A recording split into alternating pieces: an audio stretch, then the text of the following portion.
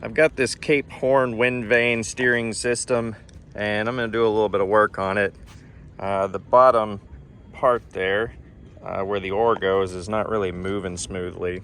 Like, this thing's moving pretty smoothly, but this thing here, not so much. That thing should like really swing back and forth super smooth and free. So I'm gonna take apart that bottom unit there and pull stuff off and see what's messed up.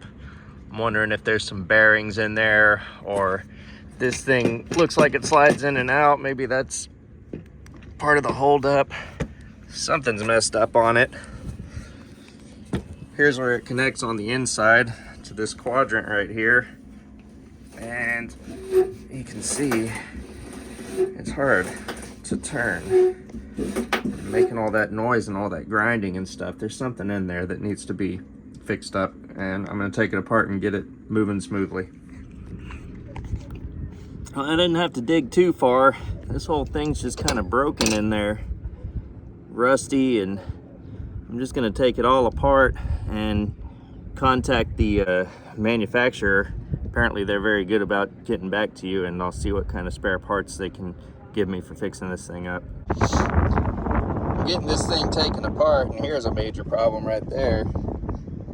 This is one of these little twisty rods that does twisty things inside of the inside of this tube mechanism, and it's broken. Look at that. That ain't no good. I have to get another one of those things. Also, a lot of these bushings that are in here, plastic bushings, have just been left to fall apart. So I'm gonna get all this stuff apart, get some video of all the broken stuff, send it off to Cape Horn, and see if they can hook me up with some new ones. Well, that wind vane's a problem. It's broken enough. That little twisty thing is apparently not just a replaceable part. Like, that company, they still make those things, like, you know, basically handmade. That thing has to be calibrated to the specific one that I have. So I had to ship off all those tubes and parts and everything to Quebec, where this company exists, and they're gonna refurbish the whole thing for me, which is good. You know, it's all those bushings and all that stuff. They're gonna make it like new. That particular brand costs like $5,000, $6,000 if you buy it brand new. Not to mention all the modifications you have to make to the boat to get it in there. So, you know, the shipping, it was about $500 to ship that there, and it's going to be another $500 to ship it back. And I wouldn't be surprised if it was a $500 or $1,000 or something to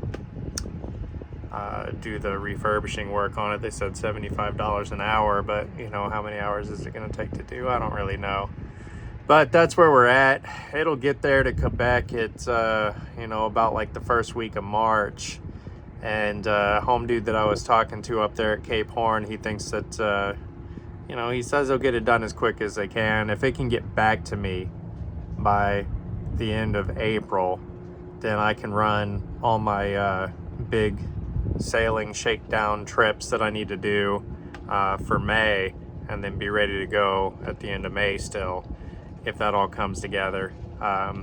So hopefully it does, because that'd be a real drag. If it doesn't make it here by the beginning of June, I'm going to start pushing into hurricane season, and that's going to be a problem.